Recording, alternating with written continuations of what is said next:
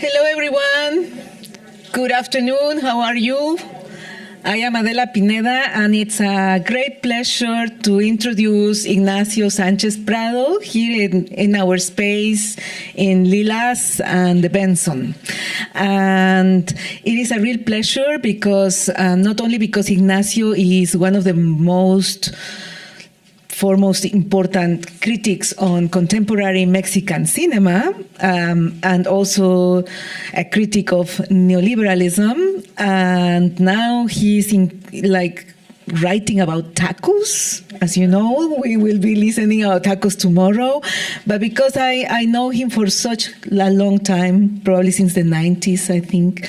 And so I'm not going to read his vita because you want to listen to him, but I just want to mention that one of the main characteristics of Ignacio is his ability to talk about so many or write about so many different topics. He's really a cultural critic in the sense of knowing how to address intellectual thought, Mexican intellectual thought. He's written about people like Alfonso Reyes, but also has a very acute eye to talk about what it was in the past called popular culture, which is just culture, particularly how we engage with media, new media, in our neoliberal age. So with less further introduction, I'm so happy, Ignacio, that you're here with us. And so a big applause to him.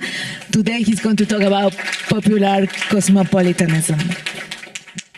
Well, thank you to Adela. It means a lot to be here. It's only my second time in Austin, and I had never been in UT. So it's great to get to know this great institution and a referent for our field. So what I'm going to be doing today and tomorrow, you're going to read about two books in progress. So this is a book on cinema that I've been working on for 10 years now, mostly because it has become very difficult to find Mexican films since the demise of the DVD. So sometimes to write a page, you need to track down stuff for 3 weeks. And then the other one tomorrow is about the idea of the taco, with tacos apparently. But the leading question of both projects is that I'm really working a lot on a period of Mexican history called the Mexican Miracle, which was a period of very strong economic growth in Mexico. And, I'm Chilango-centric, so Mexico City in particular, where the Mexican economy was growing at 12, 13, 14% a year, and a big middle class was created. And with that, an urban culture that is usually not studied in Mexican studies. When I teach about Mexico, I tend to de-emphasize the revolution and teach this period more. And what I'm doing now is a series of books. It's I think it's going to be like a 10-year project that begins with the book on cinema, and then the book about food studies, because of course the talk tomorrow is called Tacos Are Modernity, right? Because it is about the modernization of the city. And then the book that follows, which I'm already gathering material, is on abstract art and public space.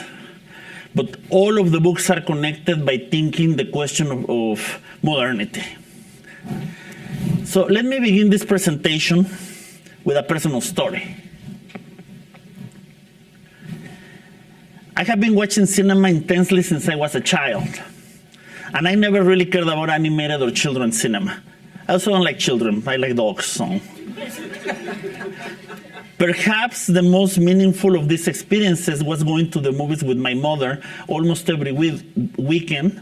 First in the big screen cinemas that were almost in ruin in Mexico in the 1980s. So we went to one called Cine Opera that is now destroyed. And at the time they had a cat because there were mice in the theater because of the years of Coca-Cola and popcorn in the floor. And then you would watch like Lawrence of Arabia in that theater, It was quite the experience. And then to the shiny multiplexes that colonized the exhibition industry in the wake of the implementation of NAFTA. My mother was a secretary in the government during her working life, a job she secured regardless of the fact that she only completed elementary school and a couple of years of secretarial training. Cinema was her culture. Even though I do not think she ever read a book, She could narrate entire passages of Les Miserables because she had seen as a teenager the French film version starring Jean Gabin. She knew the Count of Monte Cristo out of A History of Adaptations, in which the main character was successively played by Arturo de Córdoba, by Jean Marais, by Richard Chamberlain, by Gerard Depardieu, and by Jim Caviezel. And she could appreciate the humor in Germán Valdés Tintán comedic version. She loved the lush adaptations of Shakespeare by Laurence Olivier, Franco Sefirelli, and Kenneth Branagh, and even the reflexive comedic versions of Cantinflas, but she really rejected the postmodern rendering by Baz Luhrmann. In the many years I have spent as a scholar of film and media studies, a field to which I arrived through self-training and autodidacticism and with no formal contact with the field in college or graduate school, I have always felt that her experience as a film lover was never fully represented in film studies. She had an encyclopedic knowledge. At the moment of her passing, she owned an impressive library of nearly 2,000 original DVDs, which she had watched religiously alongside the offerings that came with cable television and then streaming. The last thing I tracked down for her, and it took a while, was a version, is there in the slide, I think, of Far From the Madding Crowd, starring Julie Christie. She was not the kind of cinephile we often hear about. She found filmmakers like Jean-Luc Godard or Yasujiro Ozu boring and pointless. She refused to watch any Mexican film made after 1965, so she liked La Época de Oro, but she didn't like anything else. She refused to watch Amores Perros with me, even though I wrote about it and everything. And she had little interest in slow cinema. But she was undoubtedly an erudite and a cosmopolitan and the practitioner of a mode of culture that is never fully afforded or understood to be part of the life of a working class woman. That of a citizenship of the world in a modern megalopolis, without much interest in the identities taught to her generation by post-revolutionary cultural nationalism. Today, I'm going to present to you the book project in which I seek to study this form of film experience. I have spent over a decade, over 10 years of excessive and intermittent research and thought in it, and I'm still probably 1 or 2 years away from completing it. I do have, and this is one of my, I'm an obsessive collector, 3,000 original DVDs of Mexican cinema. So that's because of this book. Popular cosmopolitanism builds upon the questions I have researched throughout my career. The positionality of Mexico in relationship to world culture, the political and social uses of cosmopolitanism, the correlations between cultural industry, ideology, and aesthetics, and structures that transform capitalist modernization into a sensorium that shapes everyday life. These questions guided a book focused on a much different corpus, screening neoliberalism in the screen if you haven't heard of me before, which sought to account for these three problems at the moment which Mexican film was earning international acclaim, thanks to films like Amores Perros and Y Tu Mamá También. I'm also writing a sequel to this book, which I'm tentatively calling The Transnational Paradox, and it is actually a book against transnationalism, where I say that Mexican cinema is not watched by Mexicans, and we really need to think this problem as an artistic problem. All these three projects have been concerned with the ways in which Mexican cinema is watched and consumed, not as an experience of national identity, although it's also that, of course, but rather as a part of the continuum of cultural practices in which Mexicans, those afforded the opportunity to access audiovisual media, make sense of their position in a country defined by chaotic, unequal, and vertiginous processes of modernization. Popular cosmopolitanism is a revisionist project. It departs from a simple question. Is national cinema always national? To begin rehearsing an answer, consider these 4 films starring one of Mexico's iconic figures of the so-called Golden Age, Jorge Negrete. Negrete was a lieutenant in the Mexican army and a trained opera singer who found his way both into film acting and the performance of Mexican ranchero music. He was catapulted to fame in 1941 by the film Ay Jalisco No Te Rajes, a textbook ranchera comedy within the canon of nationalist cinema. A closer look to his trajectory, cut short in 1953 by his untimely death, demonstrates that he was involved in a Mexican film industry that went far beyond nationalist movies. He was famously cast in Luis Buñuel's Gran Casino, a film ostensibly within the national canon, but that nonetheless embodied the transnational spirit of the Mexican film industry. It was produced by Oscar Danzingers, a Russian Jewish producer who fled to Mexico to escape Nazi persecution. The director was no other than Buñuel himself, clearly a bad fit for a musical period piece. And the co-star is Libertad Lamarque, the Argentine icon who decamped in Mexico after a rift with Eva Perón. So far well within the history that you will find in a lot of histories of Mexican cinema. But Negrete made other fascinating films, often erased by the mere fact that they do not embody stereotypical Mexican nationalism. For instance, he had a very successful role as Enrique de la Gardière in an adaptation of a French novel, Paul Féval's 1857 novel Le Bossu, or The Hunchback, a widely popular book which was later retaken by Victor Hugo to make The Hunchback of Notre Dame, and then Disney did it as a really bad movie, of course. The film was directed by Jaime Salvador, who made a career adapting European literature into Mexican cinema. It is not in the slide, but Negrete was also in the adaptation of the Venezuelan novel Canaima, written by Rómulo Gallegos, who became president of Venezuela later. More notably, one can signal to En Tiempos de la Inquisición, a historical period piece directed by Juan Bustillo Oro and adapted from the 1903 play La Sorcière by the French playwright Victorien Sardou. And Victorien Sardou, if you don't know him, he wrote the opera Tosca. He wrote the libretto.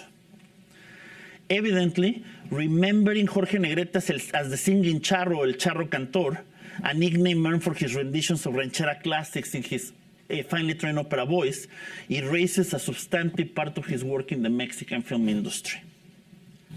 We could change the focus from actor to director and stay for a moment with Juan Bustillo Oro. One of his early masterworks, Dos Monjes, is a Gothic melodrama with the visual style inspired by German Expressionism. So it looks almost like a Murnau film.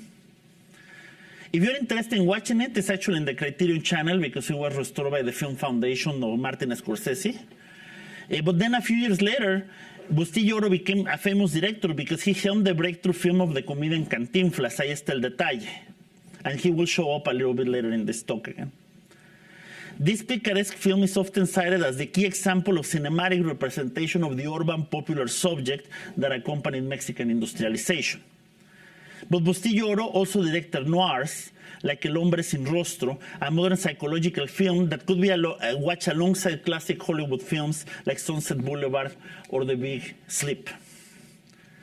With these examples in mind, I want to argue that the conventional ways of reading film industries from Latin America, South Asia, or Africa render partial views of film periods and industry very much based on an often Hollywood and Eurocentric account, which usually develops three narratives.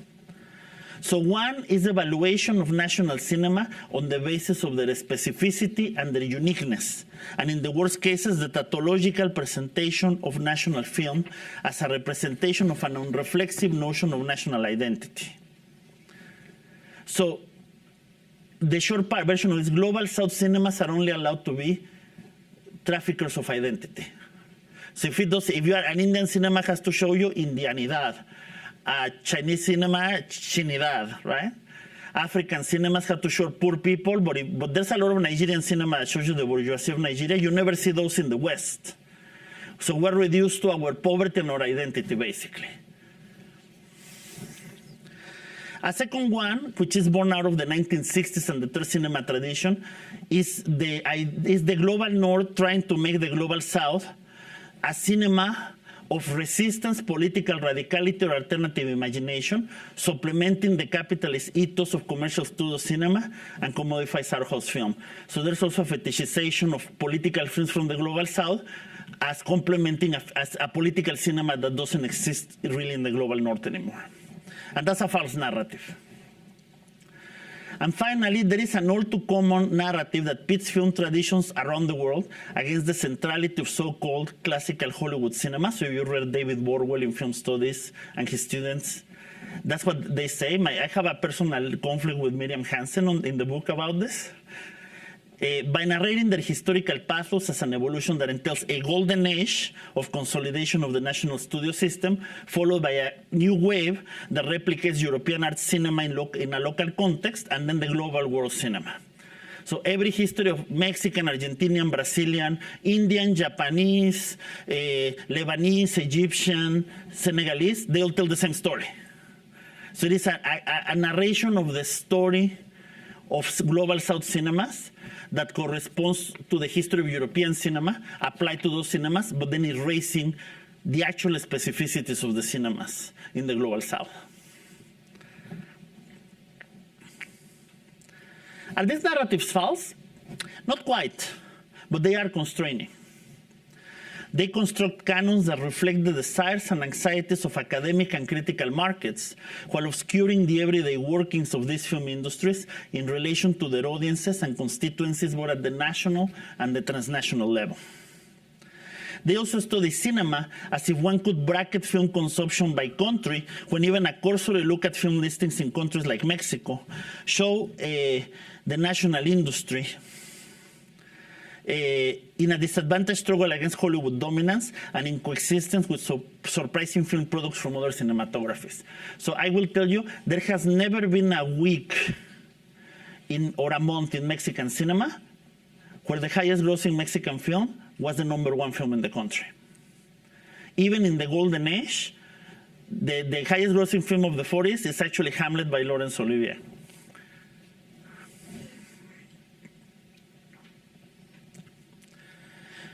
My book uses Mexican cinema to argue for a model of reading that represents the portions of film traditions that are erased by expectations and stereotypes, and by the ideological and aesthetic anxieties that we as critics project onto non-dominant film industries. Industries strong enough to have a robust national identity and an international footprint, but not strong enough to plausibly contest Hollywood or dominant European industries, present a valuable methodological opportunity that has only been explored partially in English language criticism.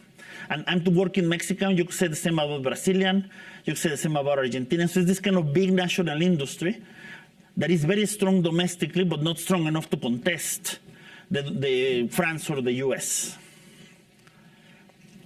In Mexican cinema, there is enough Hollywood to be derivative, enough of a strong national culture to claim specificity, enough transnational circulation to understand it as a challenger of global hegemony, but not enough specificity or challenge to posit it as a radical example of anti-Hollywood hegemony.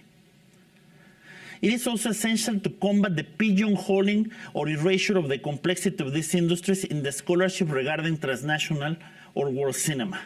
So in my first book, that's what I did, right? One of the arguments in my book is the most popular genre of Mexican cinema in Mexico is romantic comedies.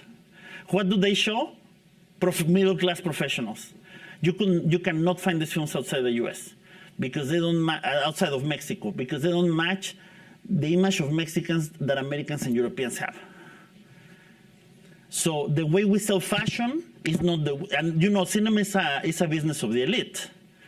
So the idea that Nigeria or Mexico, I invite you to watch Nollywood films, which are very similar. It's very hard for Americans and Europeans in the cultural markets to conceptualize the notion of a global South middle class, for example, as an object of entertainment.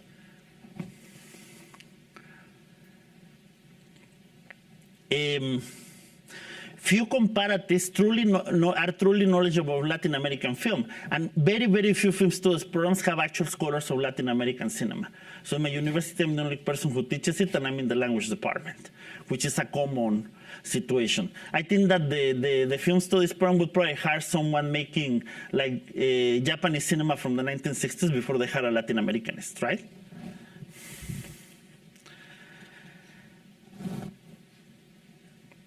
The theorization of the popular in popular cosmopolitanism in the book provides an insight on the connection between the Mexican film industry and the nation state as part of the process of cultural development and capitalist consumption.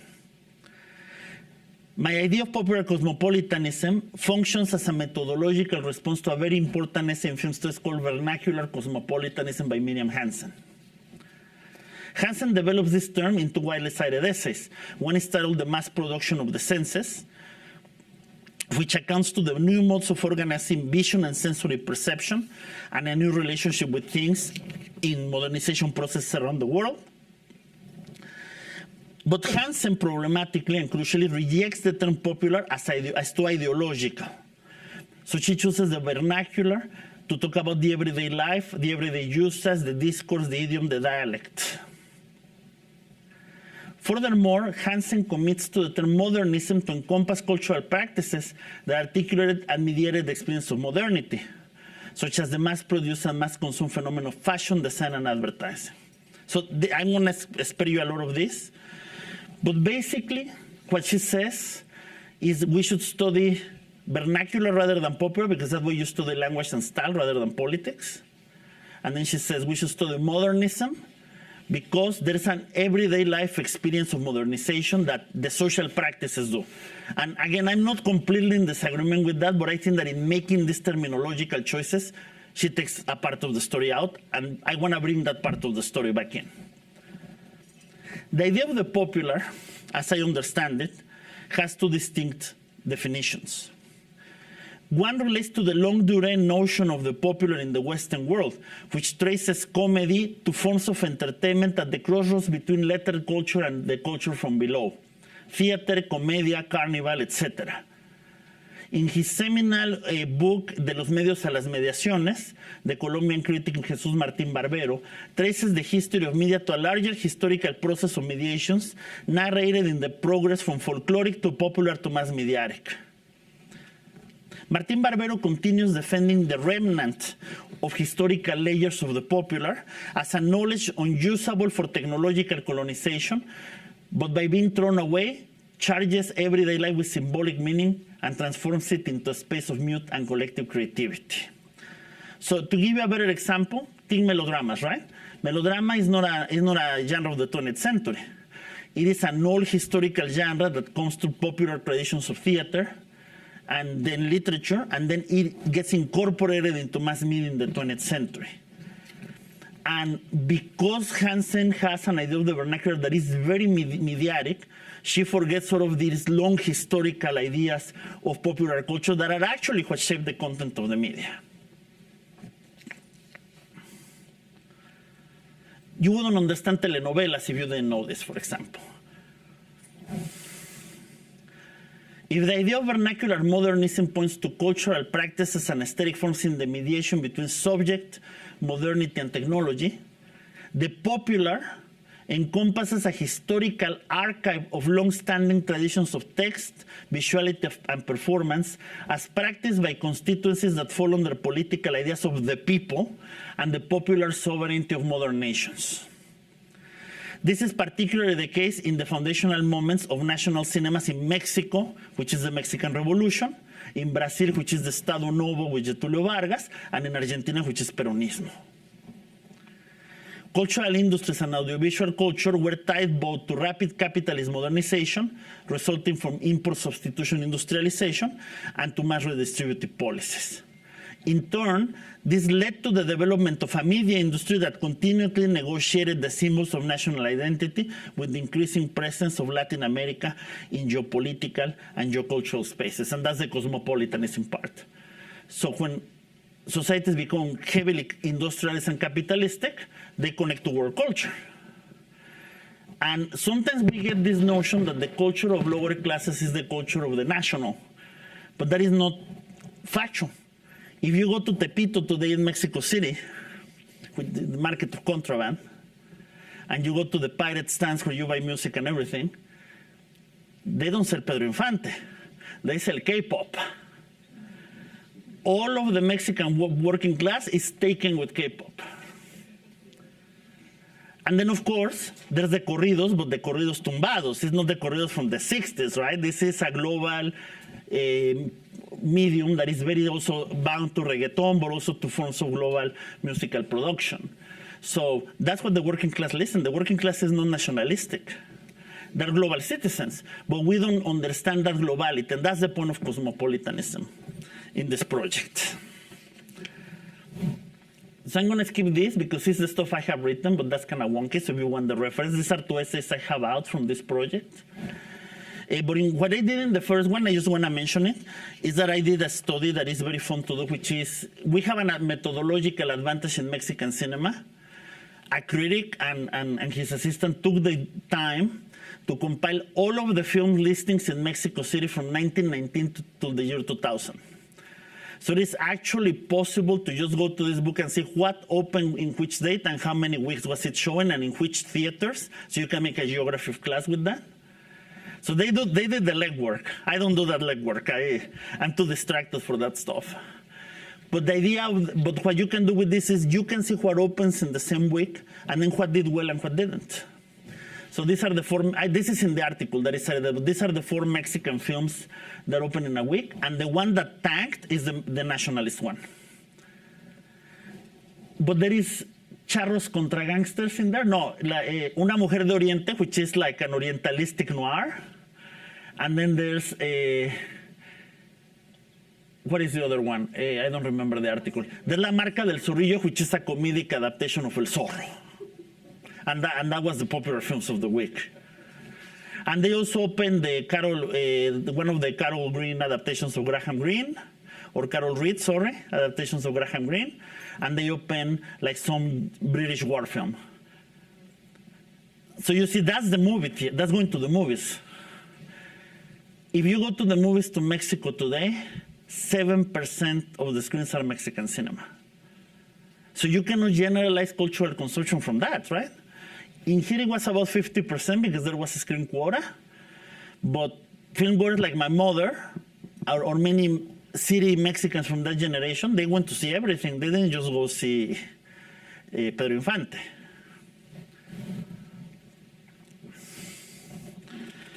Okay, I'm going to skip that because I basically already said it. And essentially, I just want to mention in passing that these are my theorists, but that's also wonky, so if you want to take a picture of the slide, go ahead. And just to give time to questions and conversation and so on, and to not bore you too much, I'm going to move more or less toward the chapters that I have.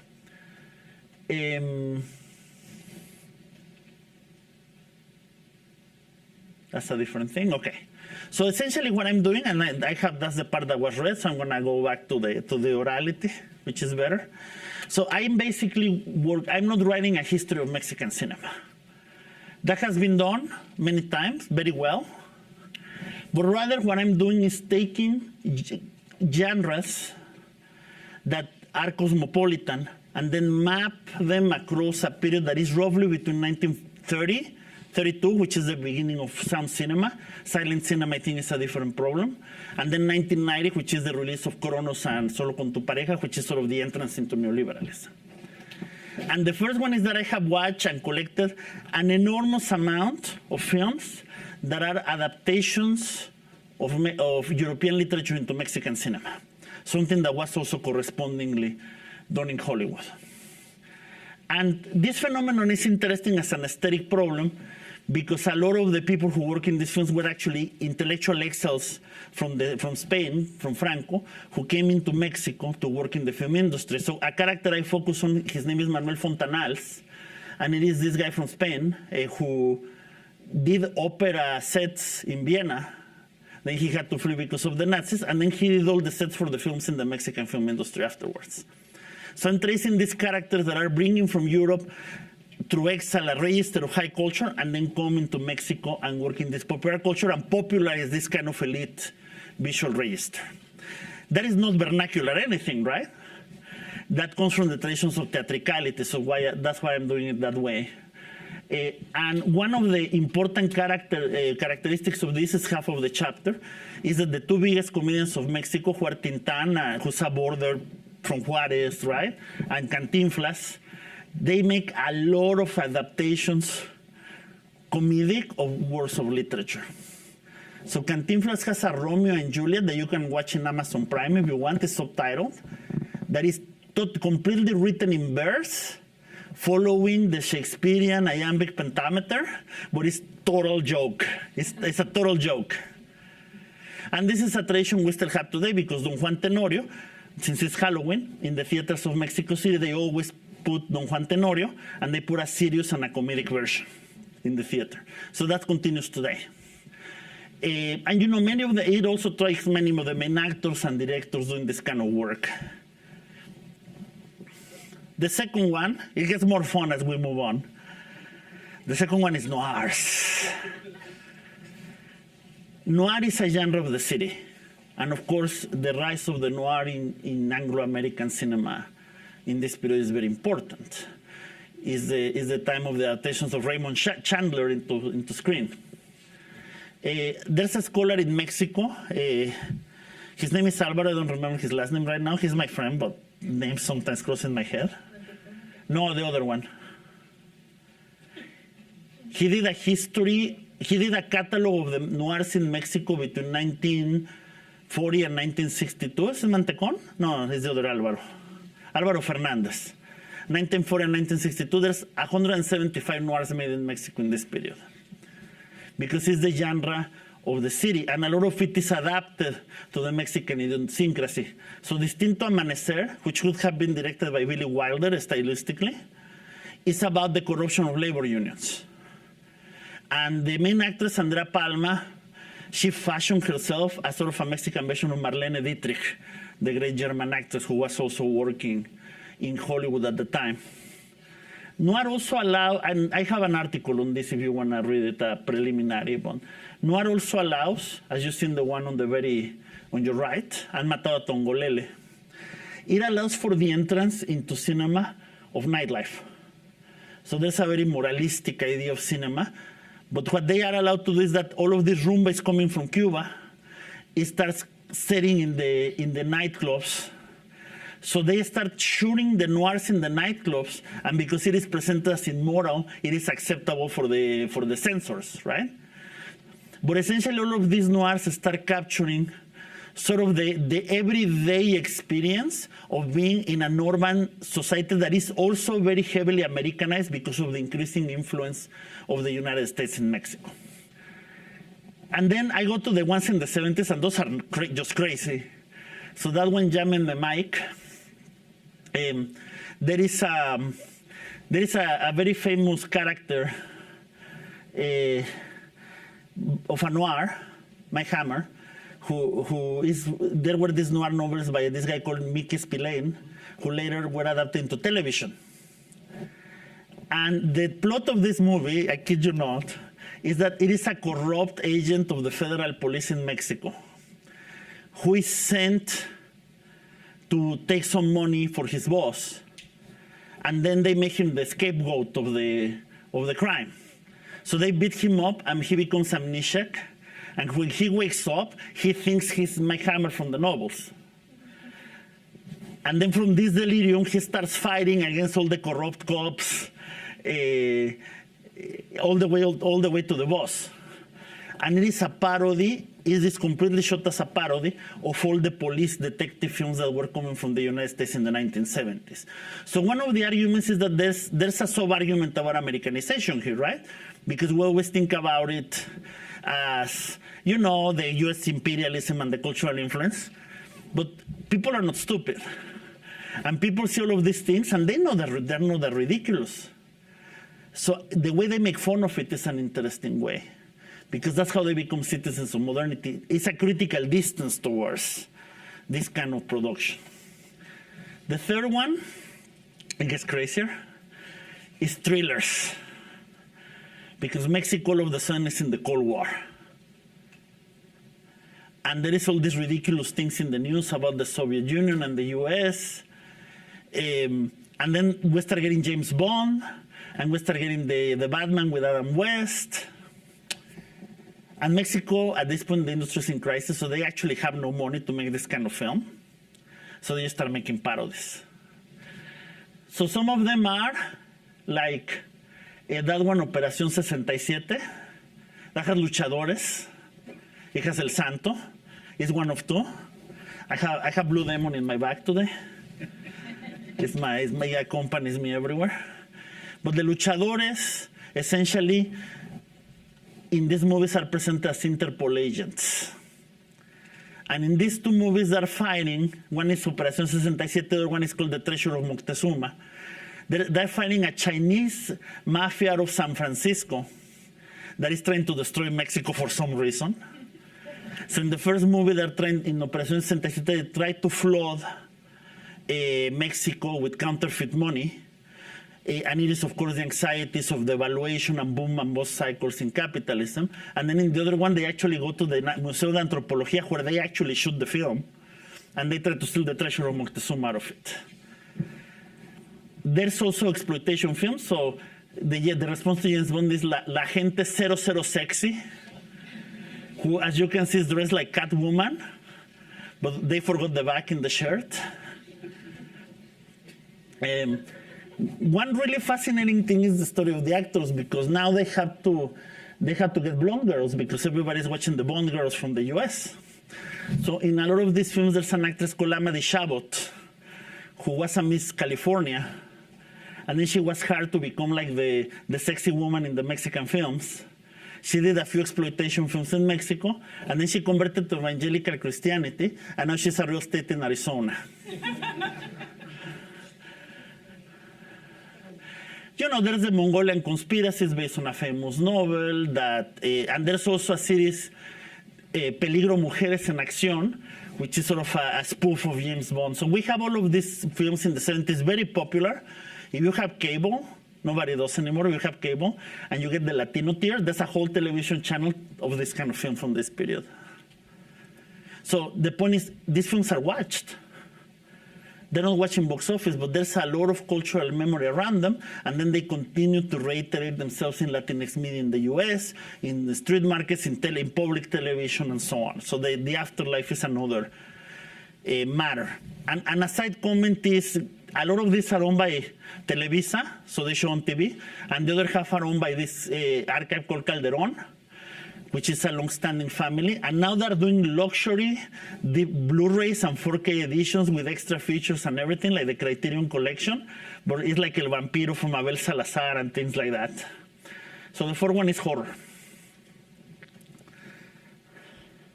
And the argument about horror is that horror, in this very rapidly transforming society, horror is the genre that narrates the transformations of society and how scary they are. One of the greatest directors, Carlos Enrique Taboada, he has the best titles. One is called Even the Wind is Afraid, and the other one is called Blacker Than Night. But they're movies about women's liberation. So Hasta el Viento Tiene Miedo is about this school of girls who are rebelling against society, and there's a very strict headmistress. And a ghost starts showing up, but eventually really the headmistress is the monster, right? The one that wants to keep women in a conservative social register. Más Negro que la Noche is about a woman who inherits a haunted house from her aunt. And basically what the ghost is trying to do is for her to become like a traditional woman, because she has sort of this queer relation, like polyamorous relationship with her friends. And basically they get all killed by the ghost because it's a sin, right? So there's stuff like that, right? So it reflects the fear of social transformation in many ways. El Barón del Terror is just insane. I cannot even describe it. But it is someone who was killing the Inquisition, then they comes back in the 60s to kill the descendants of the Inquisitors, which makes no sense because the Inquisitors were priests and in theory they don't have descendants. And then he does look like that, and they don't have money for the special effects, right? So. And my favorite is Mary, Mary, Bloody Mary. Well, El Vampiro is an adaptation of Dracula, of course, right? There's also that. That just came out in the like very fancy Blu-ray box for this Halloween. Mary, Mary, Bloody Mary is about an American woman vampire. Her name is Mary, and she's an art dealer. So she buys art in Mexico and sells it in the US. So there is all this American vampire soaking Mexican culture and stuff plot. It's all shot in the Modern Museum of Mexican Art. And essentially, she's like Twilight, right? So she feels guilty of wanting to eat men's blood. So she's conflicted about this. But ultimately, it is really, and it's also very weird because it's all shot in English with Mexican accents like mine. Because it is addressed actually at the midnight movies in the US. I don't know if you know about the midnight movies, but they had all these like very sexual or very horrific or very weird movies after midnight in theaters. And the first one is a Mexican movie, which is Alejandro Jodorowsky's El Topo, which was later bought by John Lennon. I don't know if I'm going to read about Westerns or not, but there's a few. And the Western is also interesting because it connects with the narratives of origin of the US. But there is actually good scholarly work on this, especially by my friend Chris Conway here in Arlington. So I don't know if it's going to be necessary to write this. So that's it. That's the book. And it's essentially, as you can see, a retelling of the history of Mexican cinema, bracketing the national. What does it look if we think of Mexican cinema as a structure of negotiation with the world from below? Popular cosmopolitanism. Thank you.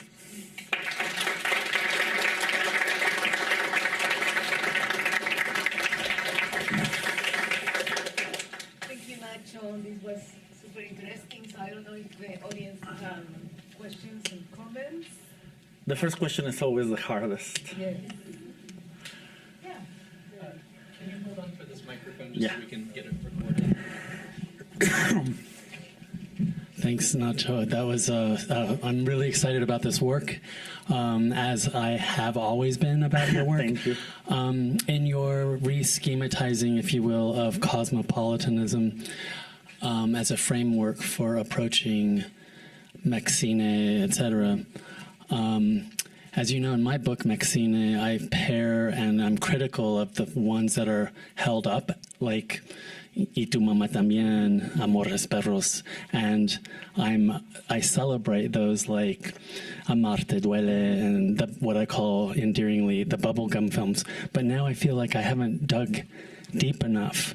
Were there others like Amarte Duele that kind of speak better to what perhaps should have been my celebrations if I'd had your framework, for instance?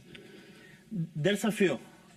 I have a talk of the transnational paradox book that I have also given a few places. There's one that is called something like Milagro en Praga or something like that, and it is about a Mexican one in the Czech Republic who spends Christmas and he's sort of adopted by like an old Czech woman. So there's all of these kinds of things of globalized Mexicans. There's also very interesting cases. So there's this great director from the 90s called Dana Rothberg, who made Ángel de Fuego, who's one of the great movies from the 1990s. And then she disappeared for years and years and years. It turned out she moved to New Zealand. And she made a movie about the Maoris in New Zealand. One thing that I want to say, if you think about even Guillermo del Toro, he only made one Mexican film. The other ones are either in Spain or in Hollywood, right? Or in Britain. We have to really rethink the way in which we, as critics, tend to privilege certain works of culture on the basis of the political anxieties that we want to impose on a culture. I think it falsifies the cultures that we study, that we're always looking for the subaltern and the resistant. It makes us feel political, but it really doesn't make any difference, right? It doesn't mean that it doesn't have to be studied, but I think that our collective responsibility is to show the broad aspect of this. And the thing about the Mexican miracle and neoliberalism, if you think about capitalist modernization, it's a machine of production of inequality. Because you have an increasingly wealthy middle and upper class, and then an increasingly impoverished lower class. On average, there's more about B than A. But you cannot understand structures of power if you don't understand the winners of those structures, right? So I always say one of my half jokes is that I study neoliberalism from above, right? Because I like to see what is the imagination of the elite to everything that aspires to. In the neoliberalism book that you know, one of my chapters is about all of the movies where the main characters are publicists. because everybody as part of this kind of communications media job at the time, there's no lawyers in the romantic comedies because that was boring, right? But also, they completely raise poor people. So they shoot in Mexico City, and everybody's middle class. And the way in which that imagination pervades is something that really accounts for a lot of the ideologies about inequality, right? That's why we have people in Mexico thinking that people are poor because they want to be poor. And if you can see poverty in your social experience, but you cannot actually see it in your media. See what I mean? When I was growing up in the 90s, I wanted to be a citizen of the world because we were all sick of Mexicanidad because it was the discourse of the ruling party. I like British trip hop, and if we listen to Mexican music, it was rock. It wasn't. I didn't listen to ranchera till I moved to the U.S. So you see what I'm saying, right? I became a nationalist here, by the way. So I love el moralismo and everything now, but I had to experience otherness for that. It is not the everyday experience of a middle class subject, and that is in cultural history in general of Latin America. It's better done in Argentina because the idea of the middle class in Argentina is so ingrained, but in many countries, relatively few people study this production. And in the case of cinema, I will tell you, because I have done research on individual films, the vast majority of the films I'm writing about, very few people have actually studied them. They might be mentioned in passing in broader books, but nobody has sat down with the films and studied them. That's why it's been 10 years, because I don't even have a secondary bibliography in many cases to hang on to. Okay. Somebody else?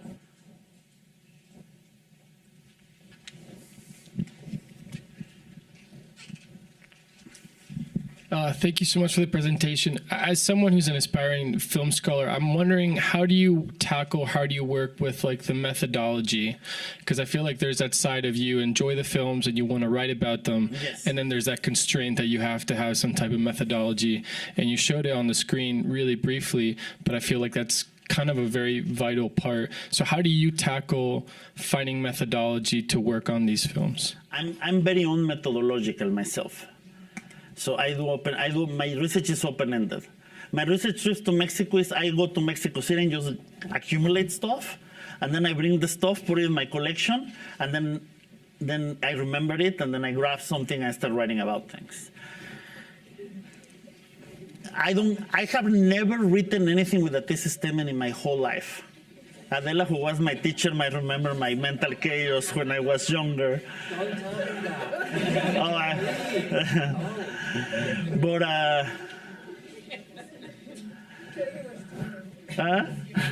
Terrible. But so the one thing that we haven't learned about cultural studies well, right? Because cultural studies, especially in the US, has become this hodgepodge of things. And it grabbed to other traditions that have been weakened, right? Like it became ethnic studies, for example. But ethnic studies has a different genealogy that sometimes is watered down because it becomes cultural studies. Cultural studies has been watered down. But if you go, in this book, I go back a lot to Raymond Williams, Stuart Hall. And these are very interesting people to read because they're very theoretically sophisticated about the culture of modernity to working class. But at their time, they were shocked because they were the first generation studying media. And you have to read them shaking off the shock because we now study media, there's media studies departments and so on. And the methodological eclecticism is one of the characteristics of this. So you have to follow the object. So I read stuff, I have a book in my house that is the history of the legislation of cinema in Mexico. From the Mexican Institute of Juridical Research. It's the driest, most boring thing you can ever read, but you do not understand cinema if you don't know the latest cinematography in a country where the government funds cinema, right? You have to read economic reports, you have to read box office. So essentially what you have to do is sort of, or what I do is as a bunch of concentric circles. I'm a textually trained scholar because I study literature. So you start in the text and then you start networking it out. So you have to understand the style, the form, but then the industrial context, the market, the audiences, the social practice of each film. Because film studies emerge out of, it took many years for it to get validated as a discipline. it had a hard time really thinking about the object holistically. And there's a lot of type of films that I don't like, where they read films as if they were works of literature. But the social practice of the cinematic is something that is lost. So I'm always, one of my influences is Pierre Bourdieu in general. So how is it a cultural object is concretely used in society is a very important question in my research all the time. If something drives it, is that. And my books are broad. So I like to study process and system rather than do close reading. So you see that what I have to tell you is there are many ways of doing it, right?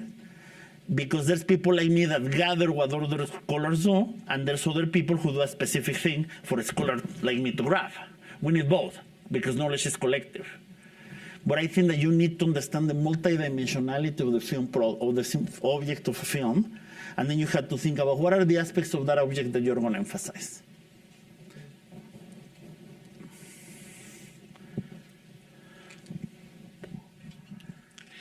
Awesome. Well, thank you so much for that presentation. It was extremely fascinating. One thing that I was thinking about when you were sort of talking about these various topics is the idea of Greater Mexico, right? That sort of idea of that Mexico, in places like California and Texas, where there's a huge Mexican-American population, that sort of Mexico goes beyond just the borders, the tangible borders. And, at least in my experience, a lot of the people who watch, these films that you're mentioning are Mexican Americans, right? I think especially, when thinking about the Golden Age, a lot of the people who know about the Golden Age are Mexican Americans. You can probably relate that a lot of people who take classes on Mexican cinema are Mexican Americans who, utilize cinema as a way of holding on to their own culture, while abroad. And so I guess my question to you is there anything that you can say or add in regard to this idea of cosmopolitan Mexican cinema as it pertains to Greater Mexico and, just the Mexican-American community more broadly? Yes, thank you.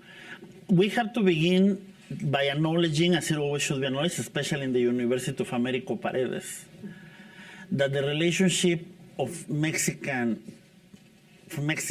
with Mexican America is very, very conflicted. And there has always been a disgusting disdain for the diaspora in the elites of Mexico. That still exists. I have examples I will refer because it's being recorded. So I'm going to go to the past, right? When Americo Paredes wrote one of his essays in the 70s about folklore, it was right after Octavio Paz gave a talk right here. And Octavio Paz was talking about the bloodiness of Mexicans for El Laberinto de la Soledad in 1968. And he says two things about Paz. One, he says, imagine this audience of Anglos who already think that Mexicans are violent, hearing Octavio Paz telling them this. And the second thing he says is, Mr. Paz doesn't like Mexican Americans because he only likes the Mexicans that do what he wants them to do, right? I think that there's a little bit of that, because it is also true that in certain sectors of Mexican film studies in Mexico, there is an absolute disdain to this work. There is a major film, probably one of the most major film historians, I'm not going to say his name right now, but you can Google it. He did a 2-volume edition of essays on Mexican cinema. And you can say generational divide because the older generation writes a lot about the Golden Age and Las Rancheras, and younger people my age write a lot about the 60s, the 70s. And he has to write the postfacium to this book. And he says something that I find absolutely reprehensible, but it's written in all of these words, saying that this cinema is garbage. And the only people who watch it are the Chicanos that, because they watch whatever Mexican garbage they can get their hands on, because that's what gives them tied to their culture. That's why your question, and that's absolutely the wrong thing to say, not only ethically, but also intellectually. The fact is that Mexican culture, and that's what Paredes taught us Mexicans, is binational. I'm teaching a class called the Binational Condition, and actually taught Paredes and Ansaldúa last week, and I'm teaching Lone Star and the Ballad of Gregorio Cortés next week, so it's on my brain right now. I confess, and I readily confess, that I was educated in that view, and it took me a few years to get out of it. So it's hard to come out and really learn to value how Mexican American culture uses Mexican culture because of this divide where for us it was the culture of power and here it was the culture of resistance. Now, if you think about it, in the periods in which Mexican elites in particular, both cultural and economic, have rejected this kind of lower class heritage of Mexico, the people who have been preserving it has been the Mexican American community. The mediascape certainly has a lot to do with that. So I was mentioning the cable stations. The DVDs, the Blu-rays now, you know, Blu-rays now are collector editions because nobody buys Blu-rays in everyday life anymore. So it's the people really invested in owning the object and having luxury editions and so on. They exist in the US, but they don't exist in Mexico, right? So you can almost only see some of this culture if you see it from here, because the archive has become very buried in Mexico. Now, I will also tell you, these are bad films. And that's why the vernacular modernism doesn't work, because there's also this patronizing thing that some American critics have of trying to present the global South cinema like some kind of, it's like aesthetic special. But it's not. It's bad. But the badness is important as a phenomenon too, right? Because the affective attachment to a bad film and the affective attachment to a good film is completely different as an object of study. But really, I think that more so than ever, you cannot study Mexico, the country, or Mexican America isolated from each other, even if our institutional structures are designed to separate it. Of course, here in Austin, you have many people who work on both sides of the world, but it's actually rare. Like in my university, we had our first scholar of Mexican American culture hired 2 years ago.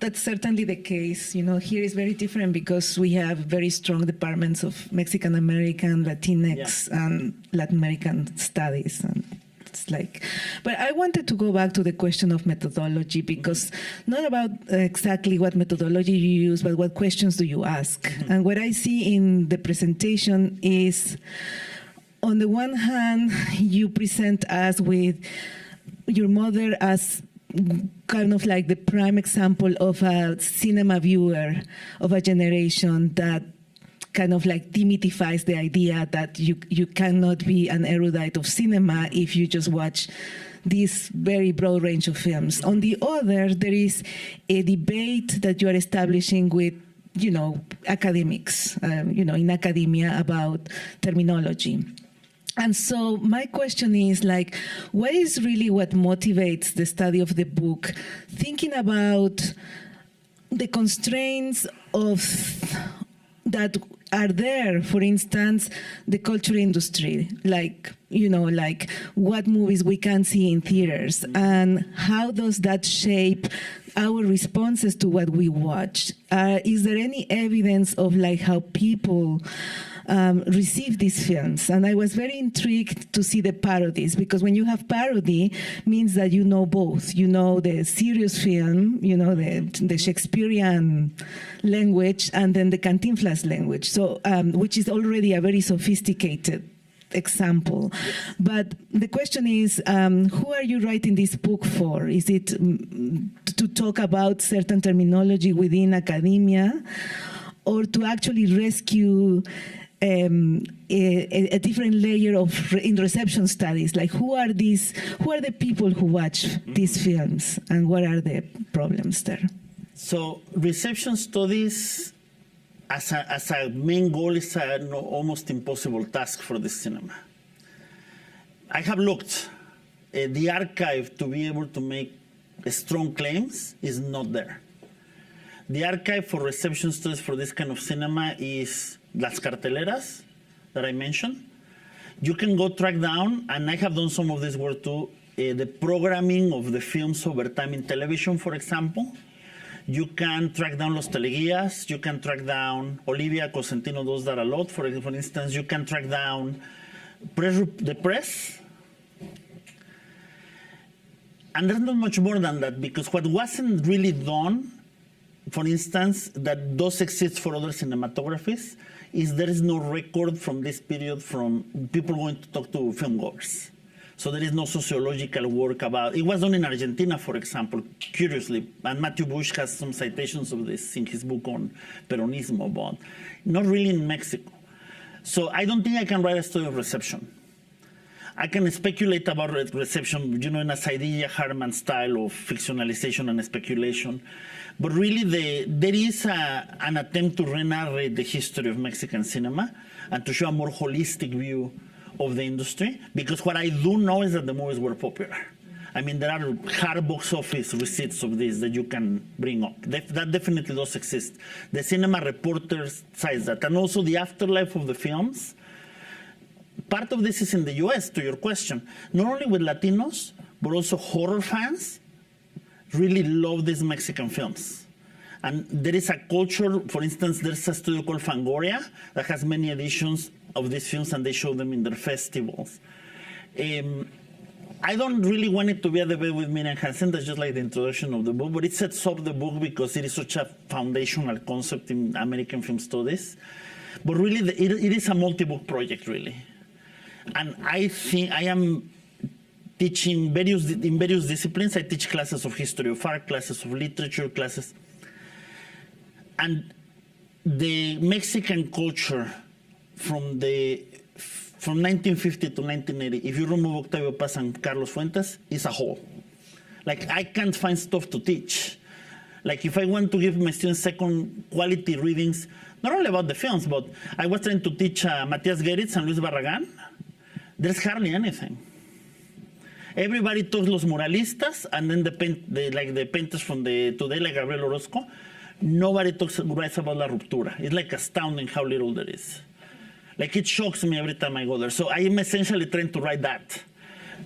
And it begins by the fact that there is no unified history of the Mexican miracle in culture. That's the project. And I really want to build a strong account of Mexican modernization, because there's almost this jump from revolution to neoliberalism, and that middle is very interesting. Like, I don't even know when I'm going to end, because when I'm moving to visual art, that's insane. It's insane, the stuff that you find. There's a pool, for example, that has a mural of Manuel Felgueres in the pool, because all the architecture shaped the city, and this is the same period of the films and the film theaters. Think of Chapultepec, for example. And that's where the question of method and sociality was, because when you start tracking the social life of the objects, it's also, you cannot just bracket cinema. The tacos, the taquerias, the cinema, so the gastronomy, the cinema, the literature, the art is all a continuum of social experience. And I have sort of this ambitious project of making a series of books about this social experience. I think maybe then the rest of my career is probably going to be about that. Thank you, Nacho.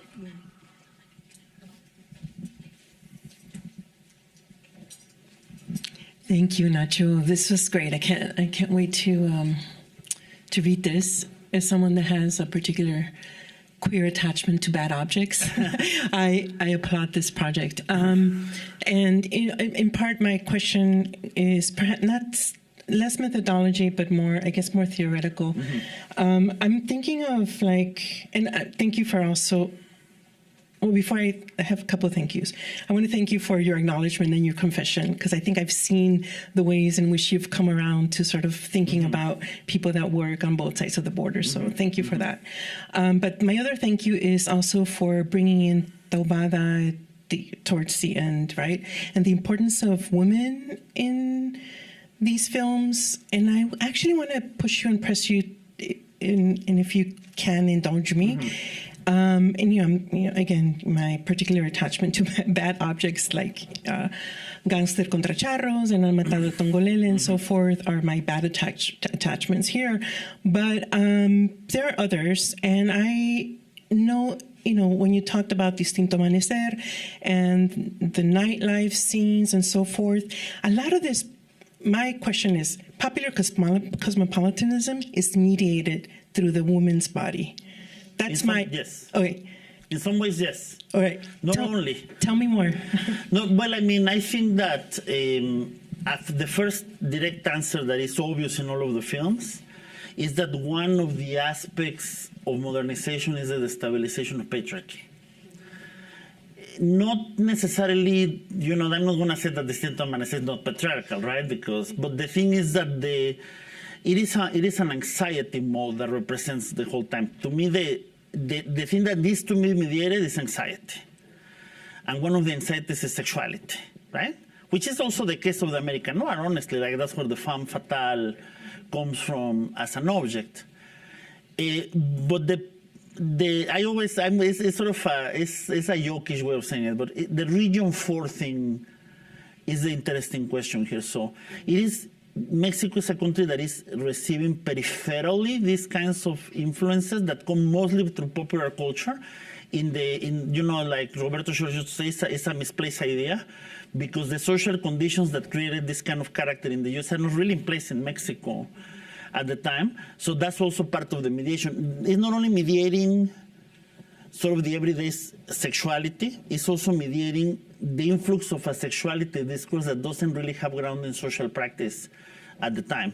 And I think figures like Tongolele, who are very otherized in the screen, right, with very specific features like the hair color, but at the same time, it's also a rumbera that plays in the thing. This kind of ambiguity in terms of how much this is a realistic character or no is very important. You can think of, you're the expert on this much more than me. You can think of Lin May, right? The Asianness of Lin May, very similar to all the yellow face in all of the stuff that represents El Complot Mongol. But it's an otherization that sort of helps with the mediation of the anxiety. And I think that you can make the claim that in many of those cases, the women's bodies are otherized. And we always talk about the pigmentocracy of race in Mexican media, that people are whiter in media than in reality. But a twist on that argument is that the sexualized women do not look like Mexicans is the point.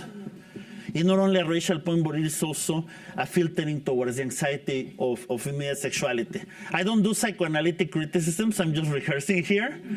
But you can write a Lacanian essay on this almost, right? Yes. So I want to apologize. I was outside sitting in a reception, so I'm not sure if you addressed this or someone else asked it. But without studying the topic, for me, seems there's all this nostalgia for the golden era of Mexican cinema. And contemporary Mexican cinema sometimes doesn't get the respect it deserves, considering that we have 3 Mexican directors who have been nominated multiple times, received Oscars. We have 2 Mexican actors who can go to a broadcast in English in the U.S. and give a full Spanish speech because they have the power to do it. So are we living a goldener era of Mexican cinema or not? I don't think so. That's actually I wrote a screening neoliberalism, which was, so these guys were my arriving point.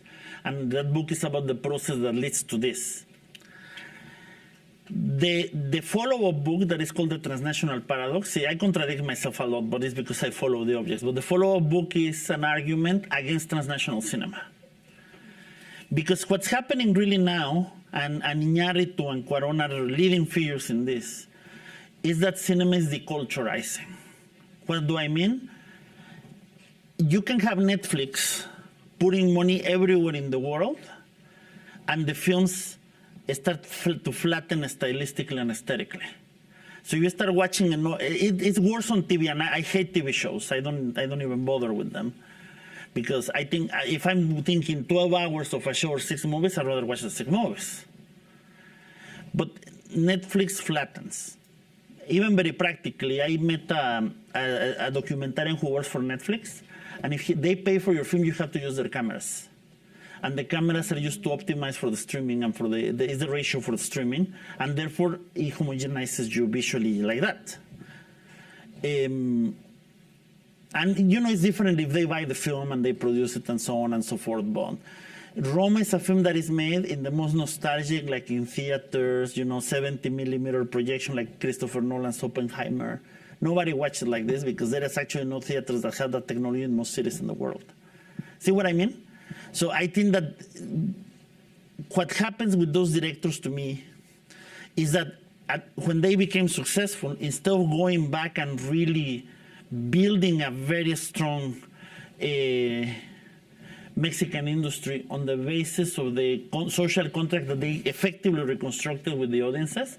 They just moved to Hollywood or wherever, and then the cinema was left adrift in Mexico. And nobody actually watches it. So then, or very few people do.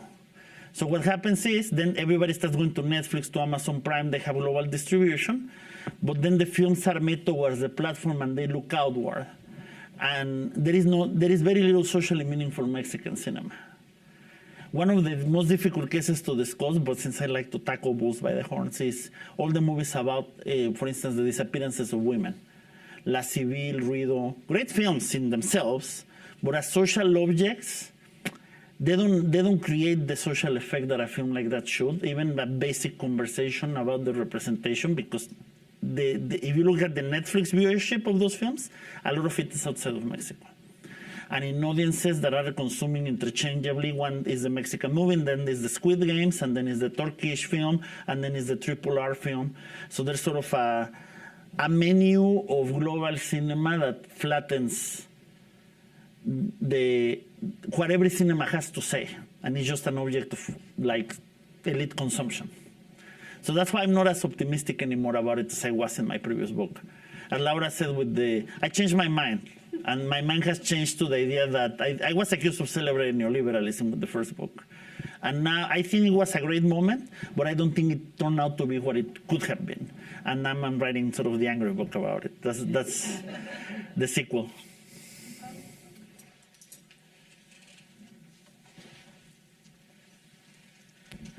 Thank you so much for your presentation. I'm really intrigued how this reminds me a lot of the what Jameson say about the national allegory, right? About the global South, right? That when we read some product from the global South, especially I'm from Thailand, or I'm working on a film about like Hong Kong, and it's a lot of critiques always mention about how these represent these kind of a uniqueness of nationality, or how it's go against the U.S. I'm really glad that in a way we find a break from that kind of national allegory. But my question is more like into the methodology and how you divine your chapter.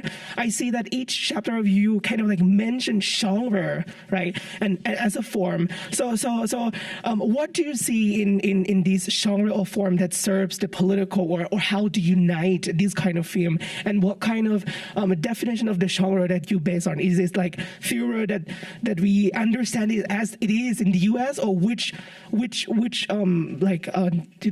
definition of each genre of that? Yep. The first chapter is just adaptation, so that's a different thing. The other three are established, or the other four potentially are established genres, right? The thriller, the noir. Genre is an empty signifier. It gives you sort of a formulaic structure of narrative and visual representation. But whenever you start looking closely at traditions of noir, for example, or of thriller, the adaptation to various cinematic realities is actually a really fascinating thing to watch, because these empty signifiers get completely full with the social media sphere of the place where it is produced. The Mexican noir, for example, visually are very classic. And again, that's why I was saying they look like Billy Wilder films, you know. But the content is not. The libidinal economy is different. The ideological weights of the characters are different. And that affects the plotting, for example, and narrative structure in very specific ways. So I want to track the second part. A lot of the studies on global genre, the people who do genre really like to study sameness. So they like to follow the pattern across borders, and they're not as good in the study of variability, but to me variability is the point, because it's about the social use of the genre. But since you mentioned Jameson, who is a theorist that I read a lot and I don't really like very much, especially that essay. And since you mentioned you're from Thailand, I'm going to take the liberty to cite Apichatpong Veerasetthakul, if I'm saying it correctly. Apichatpong, probably the only Thai director I've ever seen, right? Everybody, of course, there has Uncle Bonmi, who can recall his past lives, which is a wonderful magical realist film. But the one that I want to think of is the film Memoria. And if you haven't seen it, the film Memoria is this co-production by 18 countries, right? but mostly centered between Mexico, Colombia. It's set in Colombia, funded by Colombia, Mexico, Thailand, and then like a bunch of film firms from around the world. Claims to be inspired by Garcia Marquez, but the movie actually makes no sense. It's an almost plotless movie where all these random things happen. But it is one of my favorite movies in years. And in the US, they did this weird thing that they only show it in movie theaters. I think there's going to be a Criterion Collection DVD in 5 years. I actually have a British Blu-ray for it. But the idea of this is so disjointed that you can make the case that it's anti-allegorical, right?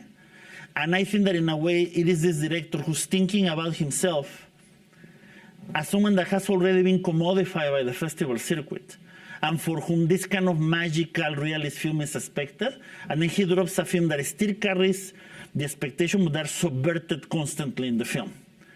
And to me, that's the kind of director that I like. So a director that might be globalized already because the festivals are almost unavoidable, but that are always resisting that commodification. And I will tell you, the movie that everybody hates that I like is Prado, the Iñárritu movie.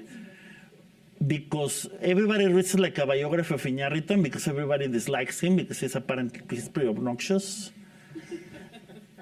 But in reality, if you read it carefully, it can be read as a parody of the director that he has become. And it is the film of someone who having a huge ego, undoubtedly, nevertheless is very troubled by the very conditions of his success, and I like it. Whereas Roma, which I also like, Adela doesn't, but we have debated about it, but Roma does have the problem that is almost a self-sufficient totalizing films that doesn't really carry much self-criticism in his style. See what I mean? So I think that one thing that is good to look into, and that's the same that happens with genre, is the forms that resist themselves. To me, that's where cinematic art is. The most interesting one is in that structure. And sometimes, and it doesn't have to be like an auteur, right? I think Cantinflas does that. Or Juan Orol, who does famously the worst, the Ed Wood of Mexico, like the worst. He's really smart at relentlessly mocking the classical genres from Hollywood. If you want to see charros contra gangsters, it's such a wonderful thing to watch. Well, thank you so much. Thank you. I'm going to sit because my sciatica is killing me. Well, thank you so much, everyone, for coming. We have a little reception, so if you don't have classes, and you can go on talking to Ignacio now. Thank you.